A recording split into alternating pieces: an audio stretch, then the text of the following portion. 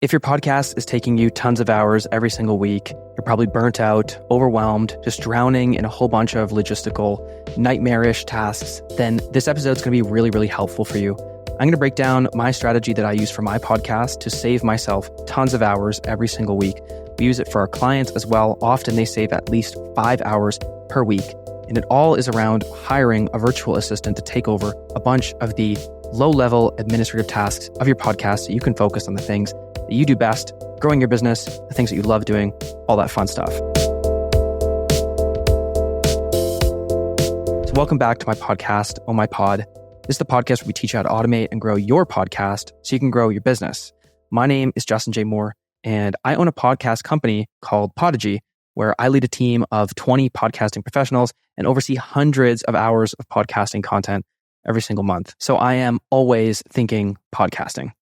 If you know anybody who is spending too much time on their podcast, send them this episode. It's going to really help them. I'm really just trying to save a whole bunch of people time so they can do more of what they love to do and more of what actually brings them results in their life and their business. So I have 4 steps to this process, and I'm just going to kind of go through them off the cuff and share as much value as I can here. So I'm just going to go through the steps before I get into it. So the first step is compile a list of all the tasks that you do for your podcast. Step 2, make an SOP or a standard operating procedure for each task that you don't need to be doing. Step 3, go to onlinejobs.ph and hire a virtual assistant. And step 4, work with them. So let's break that down one by one. Step 1, compile a list of the tasks that you do for your podcast. So I want to first of all just share a quick story. When I started my business, I was working 50, 60 hours a week. I thought that in order to pay, quote unquote, for the freedom I had of running my own business, that I should be working so much because I thought I'm making more money than my friends and I'm my own boss. I can work when I want. And so I felt almost a guilt, and the guilt led me to just being busy, almost like self-punishment. And this happens to so many people. They don't want to give away tasks in their business because they don't want to feel less busy. Because truth be told, if you feel less busy, it'll open up a void in your daily activities where you'll realize there's actually some big problems in your business that you are avoiding by doing all the small tasks. So it's actually very painful to free up the time because then you have to focus on the stuff that you actually need to be doing. Take it from me. I know this personally. I still deal with it, but I hired a virtual assistant for my business who immediately, after only a few months, was working for me full time. 160 hours that I was spending myself on my business was outsourced to my virtual assistant, allowing me to up-level myself in every single way and work on things that are my main, most important activities. And my assistant is a small part of my business, whereas I am a huge part of my business. And my time is the most valuable part of my business. Same with you. It may feel free when you do something on your own, but as we all know, the most valuable resource we have is our time. And that is figuratively, but it's also literally. In your business, you are the most expensive employee. So would you hire somebody who you would pay as much as you are worth in the business to do these tasks? Like if your hour is worth $100 and $150 an hour or something like that, would you hire somebody at $150 an hour to upload files for your podcast or publish the episodes? Or like, would you pay somebody $150 an hour for that?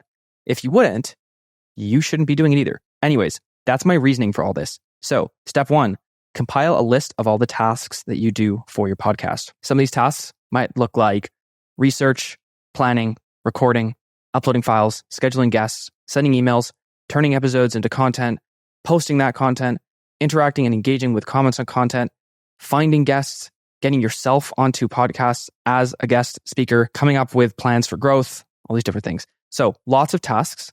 Let's go through a few of those one by one and just kind of think about them for a second. So obviously lots of tasks. And what I want you to do is go through and highlight each task that you need to be the one doing. So write down the list in a Google Doc. Go into a Google Doc and write down every single task that you do. You can monitor yourself throughout a week or a couple of weeks. Every time you do a task, write it down and then highlight each thing that you know needs to be you. So if we go back through that list a little bit, we can go through, okay, so research, that be you, stuff like finding statistics and data and stuff like that. A lot of that can be turned into a system that somebody else can follow. Planning the episode, probably has to be you because you're the one who's going to be recording it. You're the one who knows what would be best for the content. So that's probably something you would keep. Recording, obviously you're keeping that. Uploading files, get rid of it. Scheduling guests, get rid of it. Sending emails, get rid of it. So, and on and on.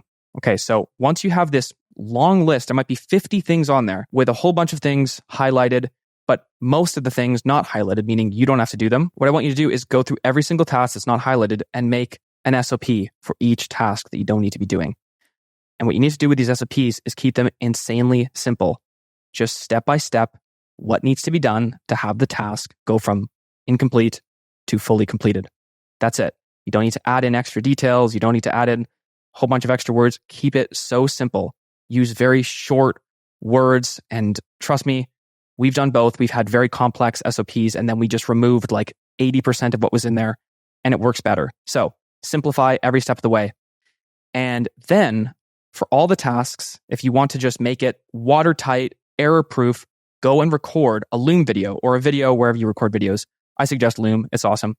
Go and record a video of you doing every single one of those tasks. That way, if you hire a virtual assistant, they can just use the SOPs and the videos to learn how to do everything. And you will get asked way less questions. A lot of people have resistance about hiring somebody because they say, I don't want to train them. It's so easy. If you have 20 tasks for them to do, 20 SOPs with 20 videos, that'll take you maybe 2-3 hours to do. And it will save you 2-3 hours per week, at least. So it's so worth it. It's like exponential growth of your time. So the second step, make an SOP for each task you don't need to be doing. And then keep them simple, create a video for every single one. And the third step is to go and find your virtual assistant. Find the person who's going to help you with this. I use a website called onlinejobs.ph. This is a website filled with incredibly talented, eager, grateful, gracious, polite, like just amazing people from the Philippines. And I am more than happy to direct everybody I know. I would send my mom to this website to find help. I believe in these people so much. They're so good at what they do. We have a few of them working on our team, and we are so happy with every single one of them. So the first thing that you do when you go to onlinejobs.ph, make an account, whatever. It's going to cost like $70 a month, but you can just use it for 1 month and then cancel, and you're not going to get charged again. So it's essentially $70 to find your virtual assistant, which is such a good investment. And go ahead and create a job description. Write down the qualities you want them to have, any hard skills that you need them to have, like specific tools that you want them to use, maybe Slack. Maybe you want them to know how to use like Monday.com or something, or Asana, and just write the description. And a trick that I would suggest for this to get better applicants, because you're going to get a lot of applicants, is to take advantage of the apply points feature. So every person who submits a job application can use a certain amount of apply points to essentially get your attention. So that ranges from 1 apply point to 100 apply points.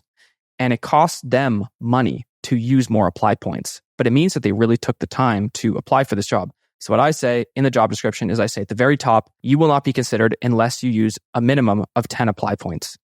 And then what happens is you get like 50 people who use 1 apply point, and all it means is that they did not read the job description, so you can immediately throw them out. They are not going to be good fits. They're just spam applying to everything. So that's my little secret, industry insider secret. So use those apply points and then go through and scan the ones that you like and choose the top 5. Book them back to back on one day for 15-minute interviews. That'll take you, hour and a half? Yeah, hour and a half to interview not even, hour and 15 minutes to interview all 5 of them. Pick the best one, and there you go. You now have a virtual assistant who can easily follow your SOPs and save you tons and tons of time every single week. But make sure to pick your second choice and have them on the back burner just in case this first one does not work. So what I like to say, we will work with you for 3 weeks. And after that point, we'll decide if we want to fully hire you. Obviously, they'll be paid for their time for all of that, but really important to have the other one just in case so that you don't end up just, wasting all that time. We've also had people who are really good on paper, but then don't perform super well. They don't have the right attitude. So very important to interview them and get a vibe for who they are as people. Ask them, what's their vision for 5 years in the future? What is their, what do they love to do? What's their favorite hobby? Get to know these people a little bit better, and really, it's really important to take the time to do that. And then after that, the 4th step is work with them. So I would highly recommend Slack, and I would recommend that you ask them to give you a daily update every single day of what they're working on, what they did, what they need help with. And so my format for that is every single day, my VA sends me a message and there's one little part at the top that says daily updates. She sends me all the stuff that she's doing. And then the second part is action items and questions. And that's where she asks me things or gives me tasks to do. So for instance, an action item that my VA might give me for my podcast is record 4 new episodes. And then I know, okay, my action item today is to record 4 new episodes. Amazing.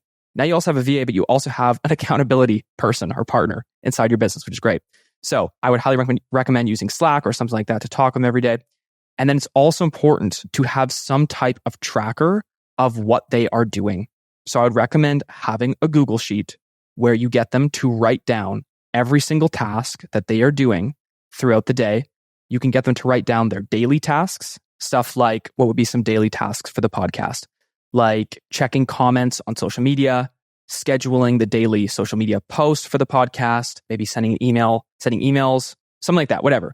Daily tasks, that can be one section. And then another section should be one-off projects. And this is really important so that none of the projects that you have them work on go, falling between the cracks. So use some type of spreadsheet where you are able to see the projects that they're working on and the tasks that they're doing every single day. It's super, super important to track the performance. And that is everything. If you do this, if you compile a list of the tasks, you highlight each one that you need to be doing, and you make an SOP with a video for all the ones that you don't need to be doing, you go to Online Jobs, find a virtual assistant, interview them, pick the one you like the most, and then start working with them. You will 100% have just freed up a huge amount of time for your podcast every single week. And I really hope that you can put this in because I would love to see you have more time for your business. That is everything. I'm out of here and I'll see you next week for another value-packed podcast episode about podcasting.